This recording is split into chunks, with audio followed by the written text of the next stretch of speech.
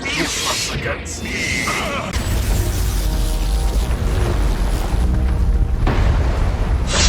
We get this done by working together as a team. Jeez, bub. Keep buzzing in my ear. Uh-oh. Trouble.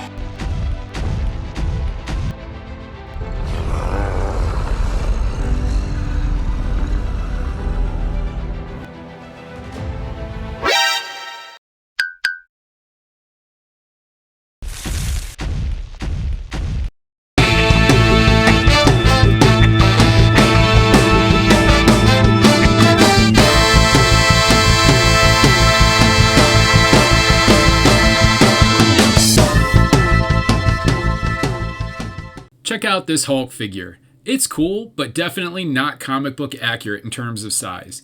He's nearly the same height as Wolverine. In this episode, I'm starting from scratch to create an entirely new comic book accurate Hulk action figure. My son loves making stop motion film, and he's been asking for this for a while. So with that, let's dive in. So before we start talking about making a new Hulk action figure, let's take a minute and just talk about where this one came from. So a few years back, my family and I got a 3D printer, and this was one of the first projects we ever printed on it. My sons were really excited to print a toy, and when we found this on Thingiverse, it was perfect. Now, if you've seen some of my other videos, you'll know that I really enjoy painting figurines, and this was a great challenge. So I think I did pretty good on getting him matched up with the other toys, but as you'll see, and as my son pointed out, he's not exactly comic book accurate. So I didn't film the last time I did this, but this time around I am. I'm going to show how we scale him up, how we paint him, how we get him all put together, and finish this stop motion video the way it was supposed to be. So the printer I used for this project is the Anycubic Cobra 2 Pro. This is a great printer if you're not really familiar with 3D printing. It's very easy to set up and get started. On a quick side note, for those wondering why we didn't just buy an action figure and opted to print our own, there really aren't very many options for the Incredible Hulk. And the options that we could find, well, they're really expensive. Looking on Thingiverse and being able to find a design that my son really liked, it was much more cost effective to just print it and paint it. The website I use is Thingiverse.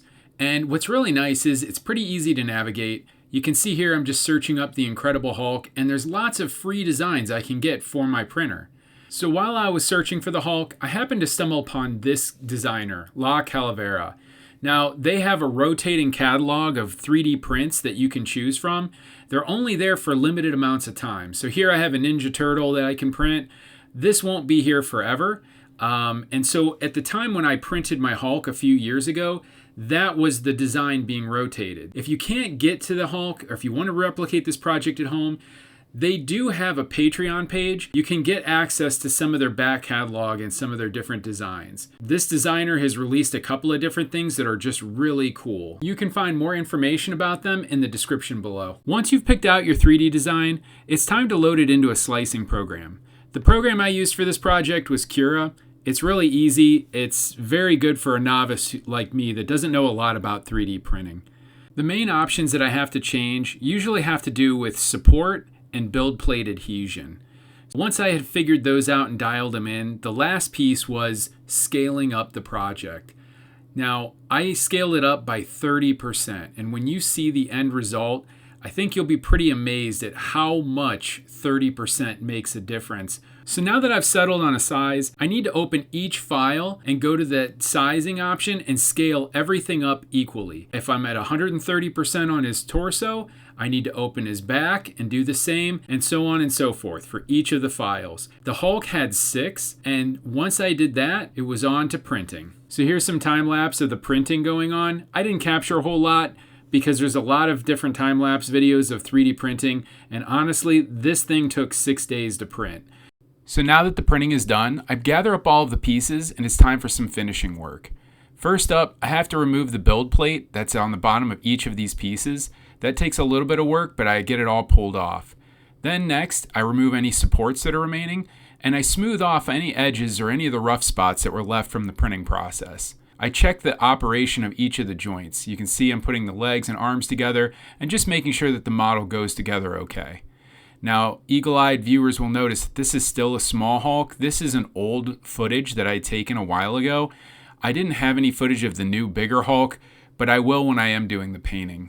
Lastly, I get it all lined up for glue. I want to make sure I don't get glue in any of these moving joints. Now that the Hulk is all glued up, I'll go ahead and put 3 or 4 coats of primer on just to make sure that the paint sticks really well. So before I jump into this project, I should probably put a little disclaimer on this video. The normal figurines I paint are about this size. Most of my painting stuff is meant to paint things this big. What I'm gonna do is probably the slowest, most inefficient way to paint, but I'll still end up with a good result. It's just gonna take a lot more time.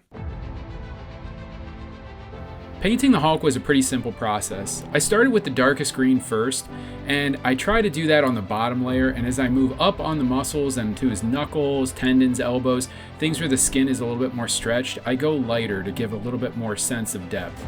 After I got the top half, I moved on to his legs and detailed all around his jeans, making sure I could get all those edges really well. What takes the most time is doing this extra shading you can see I'm doing on his back. And then really the longest time I spent was on his face, getting his eyes just right and shading right around those small features. That always takes the longest amount of time. All in all, I was really happy with how this Hulk turned out.